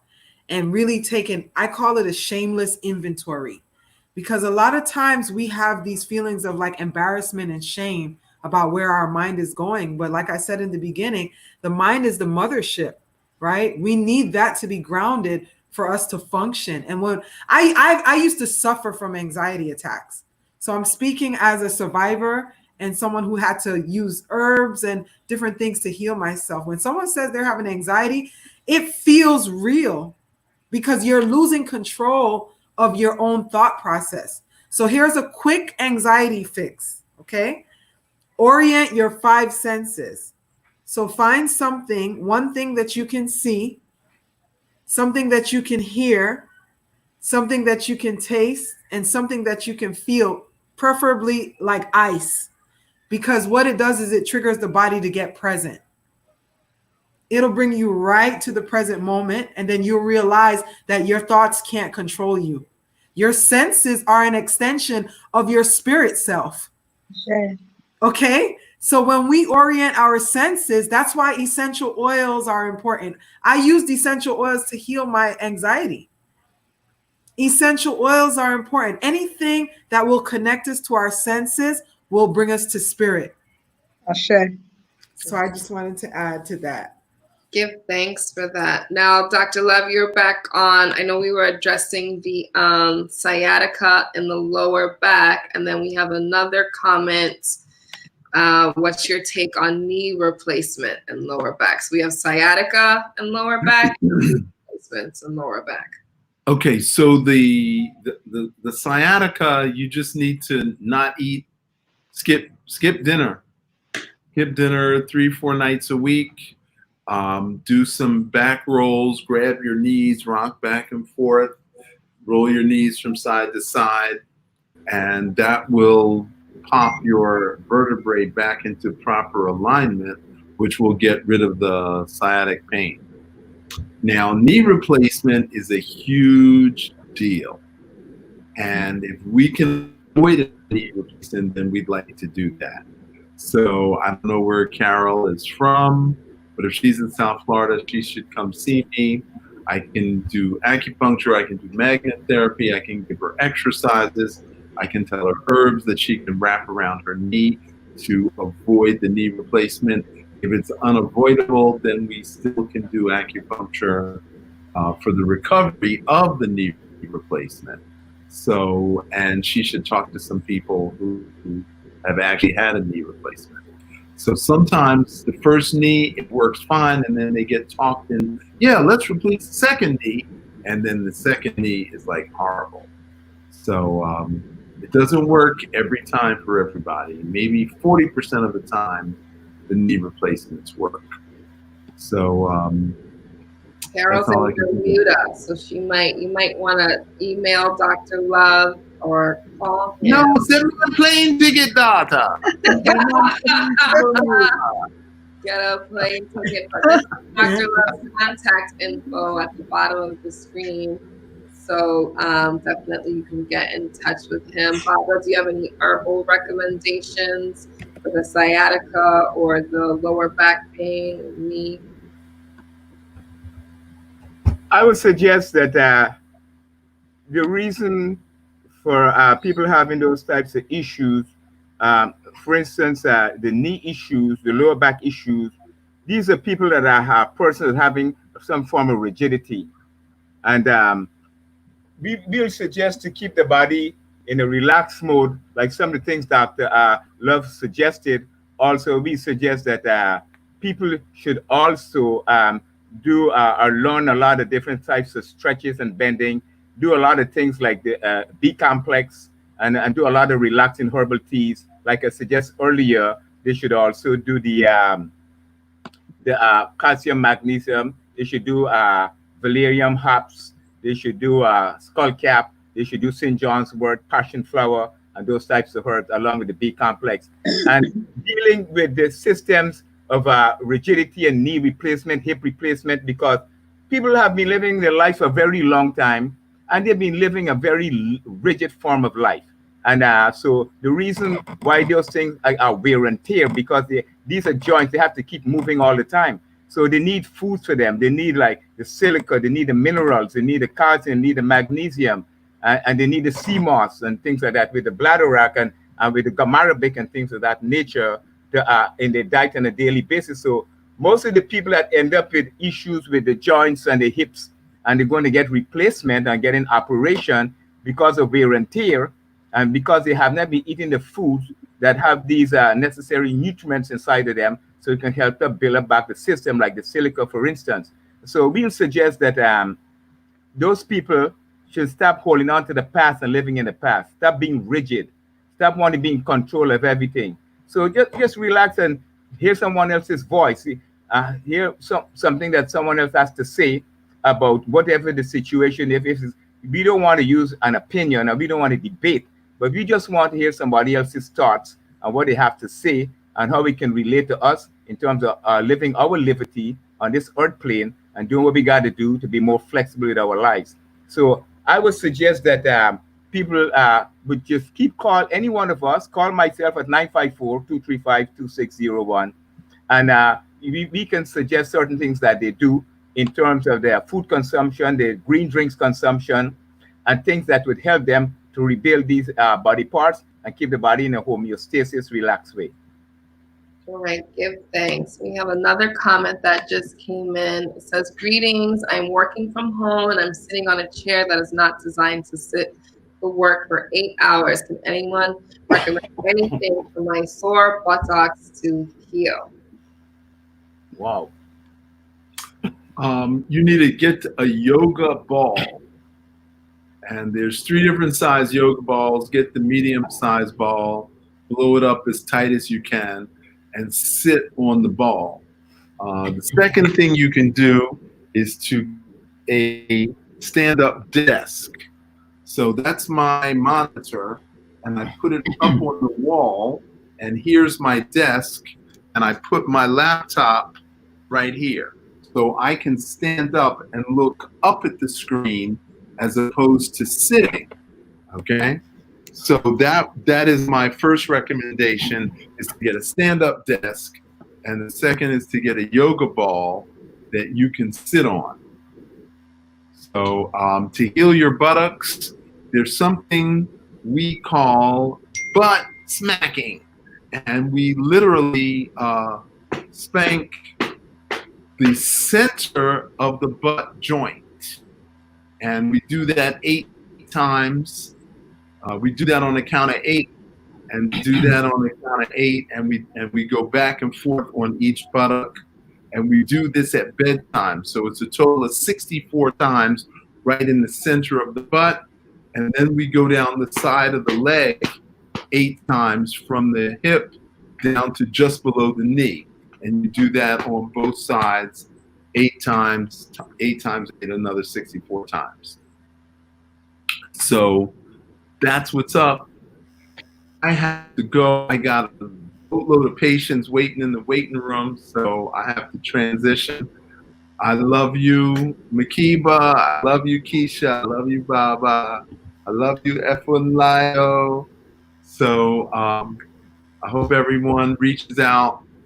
I'm going to leave you all to wrap it up. Thank you so much for allowing me to share the warrior lifestyle. Stand strong. Thank you so much, Dr. Love. And his information is below if you guys would like to receive Qigong.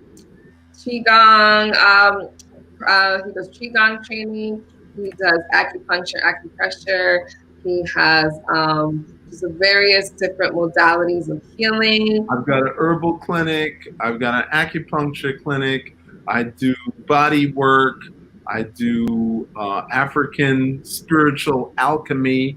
I'm a priest of Imhotep, which is the ancient Egyptian mystery system. So anybody's interested in the Kemetic philosophy and science, I teach Egyptian mind science. So reach out. I'm here to help. All right, give thanks, Dr. Love. So honored to have you on the panel. All right, and we have about 5 minutes left, or 4 minutes. So is there any last words from anyone before we close? You want to share with the community? I would suggest that our people, locally and globally, be more cognizant and conscious of the liberty of living wherever on this earth, because the Western debt culture, food distribution system is a global thing. I was in Africa, it's in Africa. I was throughout many, many islands and countries in South America and the islands and many states in America. And the foods are the foods that are making us compromise. We've been doing this for the last 70 plus years. And I remember in 1970, I came to America, and my great-grandmother that left Barbados around 1912, 1914, and I got here in 1970, and she was compromised, but I was not aware of the issues. I was not aware of these compromised issues. Her feet was really, it was a mess. That was because of lack of circulation, because of the diabetes, of eating all the sugars and the meats and the cheese and the foods and the salad dressings and things of that nature. So this is a very important time for us to have this introspection, to go within ourselves and really start asking ourselves some serious questions. Who am I? What's my purpose here? Why am I here? Am I here for the government to tell me 30, 40 years from now that I'm compromised? Or am I going to take the bull by the horn and make the necessary decisions to take care of my spirit, mind, and body? Because the Creator has given us all the information, and Mother Nature is already there for us, and she provides us with these foods in the season. So I would strongly suggest our people link up with each other, link up whichever state you're in, all the people that are doing the natural work, the holistic work, from meditation to prayer to exercise to massage, whatever it is that is holistic and natural in association with Mother Nature, we should link up with these people and start getting more information so we can become better at what we do while we live on this earth. And I truly give thanks also to all of you. Give thanks. Give thanks. We had a real quick one question. Thyroid condition, hyperthyroid, had radiation therapy. What is good for thyroid? Can you do that real quick, Baba, for us? Well, anyone that have issues with the thyroid, the parathyroid, that's an issue they're dealing with the fifth chakra, and it deals with expression. They're growing up as a child, a young person, and they're not able to express themselves, and it affects that area of the body, and it also deals with controlling the body temperature and hormones and things of that nature. So when you start to suppress your emotions and your feelings and your thoughts, it will affect your thyroid gland. It will affect your respiratory system. And so those persons will suggest that they learn to express themselves a lot more. And then there's herbs that they can use also. They can use kelp and things of that nature for that specific area of their body. But it's very important for us to deal with spiritual and mental issues that affect our body parts. For example, if the person is having issues with fibroids, that's a long-held hurt. Angry with sexual relationships, angry relationships with men, men with women, angry with bringing forth children that you had no plans to bring forth, and you had no resources to take care of them. It also deals with ideas, it deals with money, and deals with currency. So people that are having a lot of issues in this here time and in the past, and having issues with the reproductive system, which is the second chakra, it deals with those types of emotion and mental feelings and things of that nature. So we suggest that people should be seeing people that can help them to release these types of emotions. So we have two spiritual sisters and mental sisters on this panel that can help those people in those areas also to release a lot of that old cobweb, all that old waste, hanging on to the past, living in the past, and not taking the time to enjoy the moment and enjoy Mother Nature and do what we have to do to take care of each other. Because there's a sister in Guyana right now. She had the fibroids taken out, and she took a picture of them and sent them to me. They look pretty large, and they seem maybe like a grapefruit. And so, can you imagine for 20 years you holding on to some negative energy about some relationship with some man or some woman or some kind of financial issues? Someone begged the question earlier. And so, if we keep holding on to the past and living in the past, we definitely will be affecting our present and our future. All right. Give thanks, Baba. And we're wrapping up now. Last words, Keisha. Thank you for having me. I just want everybody to know your thoughts, your feelings, they're all connected to each other. So pay attention to yourself, pay attention to your mind. That's the mothership. That's what keeps you grounded and connected. So continue to take care of yourself so that you can take care of others. We can't pour from an empty cup. Give thanks. And your last words, Lyle. Thank you also for having me, and thanks to each of the panelists for coming together to share this knowledge. I've learned a lot as well myself today. And consider taking very good care of yourself spiritually. Reach out for help to any of us here, Makiba, Baba Pearson, Dr. Love, Keisha. We're all here to assist in any way that we can. If you're interested in spiritual consultation to find out what your ancestors and your spirit guides would advise for you to do at this time for yourself or for your family, or if you're interested in learning Reiki healing, please get in touch with me. I'll be more than happy to speak with you. Thank you, Makiba. Thank you. Thank you. And for all our panelists, all of their information will be here. So be sure, if you didn't catch the live, be sure to check back on our channels for the replay. And once again, please reach out to the wonderful people that are on our panel. We have Keisha, who is our transformation coach, also a Reiki healer, just mental therapist in the community, and just has amazing works. If you guys are interested in repatriating back to the motherland, check out her page, Movements for Change. Right, that's her information right here. This is Keisha, because that just has to do with a lot too. And every Monday, if you look at her live Instagram, she is also having just really, really great talks with other professionals about mental health in our community. So give thanks to you, Keisha, for being on the panel. And Lyle, she did say, if you are looking for, spiritual coaching, they have different rites of passage programs, also Reiki teaching. If you want to learn how to become a Reiki healer, you definitely want to link Lyle. And Dr. Love left. So last but not least, we have Baba Pearson. And if you need your tonics, your remedies, you need a consultation on what herbs you have, ailments, anything, please call Baba Pearson. His number is on the screen, and he will definitely have his recommendations for you. So give thanks for everybody for tuning in. Thank you all once again, and I can't wait to do this for our community really soon. So thank you. Bye, everyone. Bye.